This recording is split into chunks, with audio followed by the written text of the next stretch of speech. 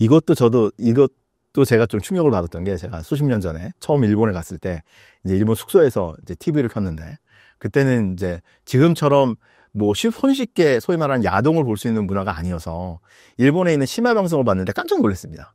와, 노출 수준이 제가 그냥 혼자 있는데 부끄러워질 정도로 그런 노출 수준이 꽤 있더라고요. 그다음에 또 하나 놀랐던 거는, 그래서 이제 그때 일본에 있던 선배랑 같이 이제 도쿄에서 도쿄 투어를 이제 왔다 갔다 했는데, 그분이 데리고 간 데가 소위 말하는 그 성인용품샵. 우리는 지금도 그런 거 있죠. 근데 일본에서 그때 성인용품샵이 건물 하나를 통틀어가지고 성인용품샵이 쫙 있는 그런 놀라운 경험들을 해가지고, 야, 이 진짜 대단한 거 아닌가. 그렇게 놀랐습니다. 더군다나 더 놀랐던 거는, 그때 이제 가부키초라고, 도쿄에 가부키초라고 있는데, 거기에 여러 가지 종류의 술집들이 있거든요. 그 중에 한 군데가 소위 말하는 호스트바였죠. 그래서 일본의 호스트들, 일본 호스트들이 쭉 사진이 붙어 있었는데, 놀라웠던 거는 순위가 매겨져 있더라고요. 1등은 되게 크게 붙어 있고 2, 3등은 좀 작게 붙어 있는 겁니다. 아니, 우리 같았으면, 호스트바까지는 뭐 예를 들어 이해를 하더라도, 그게 자기 사진이 이렇게 딱 붙어 있으면은 뭔가 약간 부끄럽지 않을까? 약간 그렇게 생각을 하는데, 일본에서는 그게 되게 자연스럽더라고요. 네, 자연스러워가지고 되게 약간 놀랐습니다.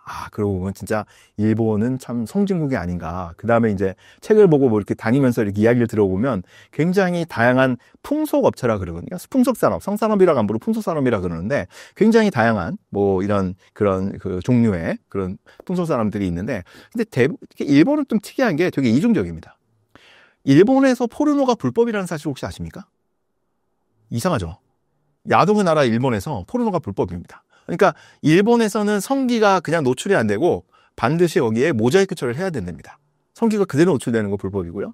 예를 들어서 풍속산업으로 굉장히 뭐 여러 가지 스타일의 뭐 이렇게 마사지샵 뭐 이런 것들이 굉장히 많은데, 그럼에도 불구하고 그 성매매는 불법입니다.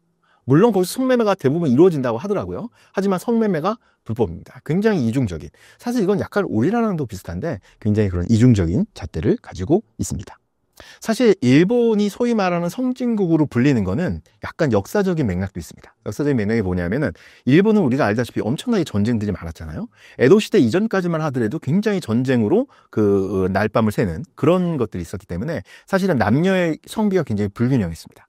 불균형했기 때문에 사실은 그런 어떤 성에 대해서 굉장히 자연스럽게 그런 것들을 부추기고, 그런 것들을 이제 되게 사회적으로 용인하는 그런 문화들이 좀 있었죠.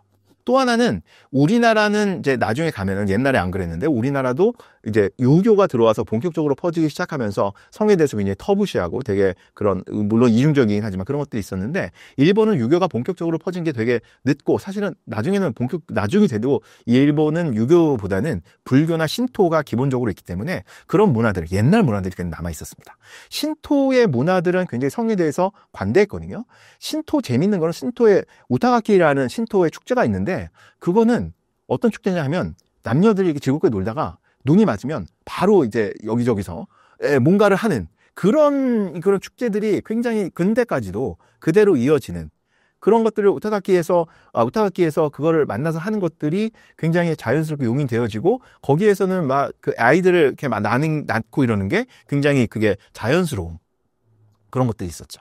그래서 되게 관대한 문화고, 그래서 혼욕이나 특히 근친 같은 경우는, 일본은 뭐 옛날에 사춘끼리 결혼을 많이 하기도 하고, 뭐 그래서 그 요바이라 그래가지고 사실은 여성 집에 가가지고 여성 집에 방문을 하면은 거기 하룻밤을 공식적으로 지낼 수 있는, 심지어는 요바이라 그래갖고 우리 딸이 큰 딸이 있는데 그 동네 청년들이 와가지고 우리 딸을 하고 자고 가지 않으면 우리 딸이 무슨 문제가 있나? 라고 했다는 기록이 남아있을 정도로 되게 그렇게 성에 대해서는 되게 이렇게 열려있는 그런 사회였다는 것이고요. 이게 이제 메이지 유신 이후에 아까 말씀드렸듯이 혼욕을 금지하는 것처럼 뭔가 이런 것들을 좀 금지하는 그런 것들이 나온다라는 것들을 말씀드릴 수가 있습니다.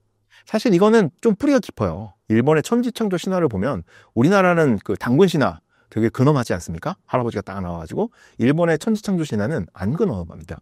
남매신이 나오거든요.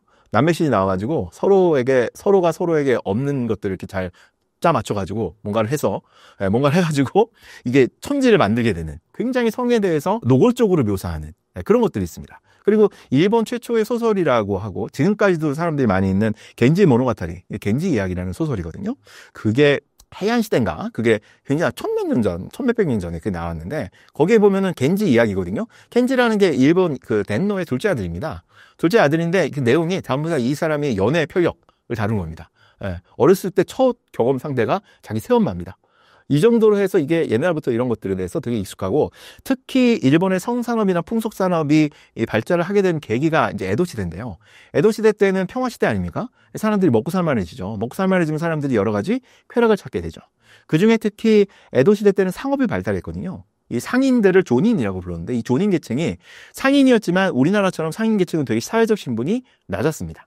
그래서 사회적 신분을 상승시킬 수 있는 길이 애초에 막혀 있었어요. 그렇기 때문에 돈은 있으니까 굉장히 여러 가지 그런 유흥들을 즐겼죠. 그래서 유곽들에서 본격적으로 그런 유흥들을 만들고, 그 다음에 지금으로 치면 뭐라 할까요? 요즘도 야설이란 말을 쓰나요? 하여튼 아시는 것 같네요. 하여튼 그런 약간 그 소설들, 이야기들을 굉장히 성적인 환상들을 충족시켜주는, 심지어는 거기 대표작이 뭐냐면은 호색 일대남이라는 책이 대표작입니다. 이게 심지어는 제가 뭘 읽어보진 않았는데 내용을 지금 보니까, 이 호색 일대남은 정말 호색이 일대남인데 수천 명의 여성들과 관계를 맺는 그 장편 대하소설로 있다고 합니다. 이 정도로 굉장히 그 성에 대해서 관대하고 성에 대해서 여러 가지 그런 즐기는 그런 문화들을 만들어냈습니다.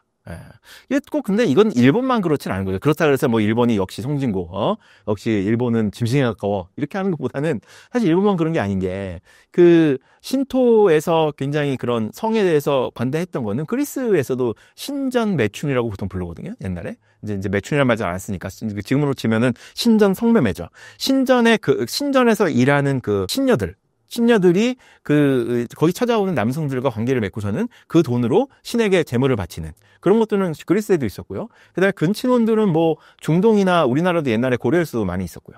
이런 것들이 옛날에는 다 세계 각국에 있었는데, 그런 것들이 여러 가지 사정에 의해서 유교가 들어오거나 뭐 여러 가지 사정에 의해서 좀 바뀌고, 일본은 그런 것들이 아마도 좀 많이 남아있다라고 보시면 될 것 같습니다.